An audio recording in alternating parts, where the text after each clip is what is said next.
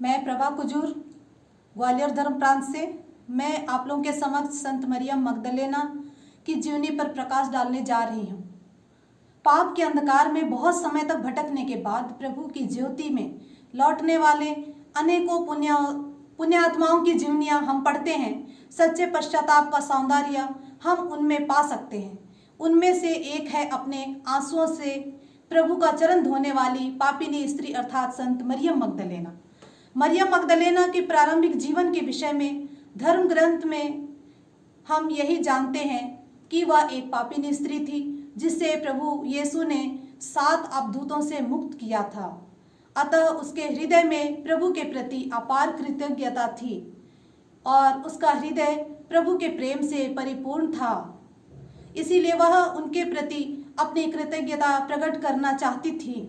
जब सिमोन फरीसी ने प्रभु यीशु को अपने घर में भोजन पर आमंत्रित किया, तब मरियम उससे उचित अवसर मानकर संगमरमर के पात्र में इत्र लेकर वहां आई। वह रोती हुई यीशु के चरणों के पास खड़ी हो गई। उसके हृदय का पश्चाताप आंसू के रूप में प्रभु के चरण भिगोने लगे। उसने उन्हें अपने केसों से पोंछा और उनके चरणों को चूम चूम कर उन पर इत्र लगाया।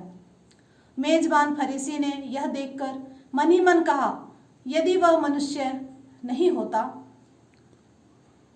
तो जरूर जान लेता कि वो स्त्री से जो छू रही है वह पापिनी है। इस पर प्रभु ने फरीसियों से कहा कि जिस स्त्री को पापिनी समझकर तुम तिरस्कार की दृष्टि से देख रहे हो, उसने मेरे प्रति बहुत प्रेम प्रकट किया है। उसके बहुत से पाप क्षमा हुए हैं। तब प्रभु ने मरियम से कहा, तुम्हारे पाप क्षमा हो गए हैं। तुम्हारे विश्वास ने तुम्हारा उद्धार किया है। शांति प्राप्त कर जाओ। हम इन शब्दों में मरियम का हृदय उनके प्रति प्रेम और ईश्वरीय शांति से भर गया। उसने मन ही मन स्वयं को प्रभु की सेवा में पूर्णतः समर्पित किया।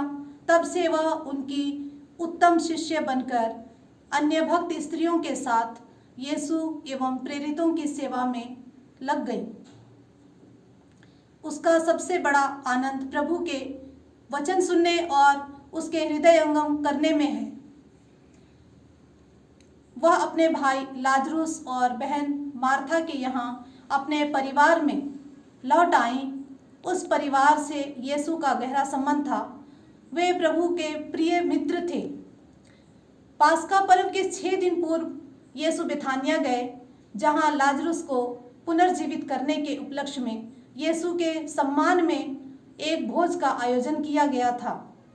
भोजन के दौरान मरियम ने बहुमूल्य इत्र लाकर यीशु के चरणों का विलोपन किया, जिसकी महक से सारा घर भर गया। यूदस इस्करियोती ने जब लोभवश इत्र की बर्बादी पर खेद प्रकट किया, तब यीशु ने कहा, इसे छोड़ दो। इसने मेरे दफन की तैयारी में यह काम किया है।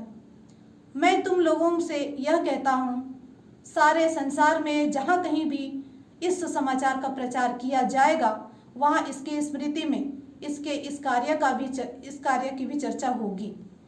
जब प्रभु यीशु घोर पीड़ा सहते हुए क्रूस पर मर रहे थे, तब माँ मरियम और संत यूहन्ना के साथ मरियम मगदलेना भी क्रूस के नीचे खड़ी थी। प्रभु के दफन के बाद सर्वप्रथम मरियम मगदलेना को दर्शन दिए।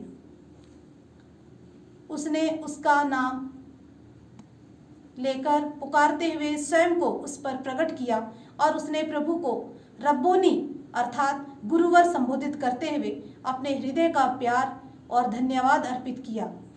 प्रभु ने अपने पुनरुत्थान का शुभ समाचार प्रेरितों को देने के लिए इसे नियुक्त किया।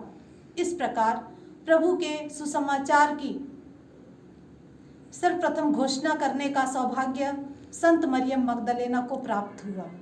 धन्यवाद।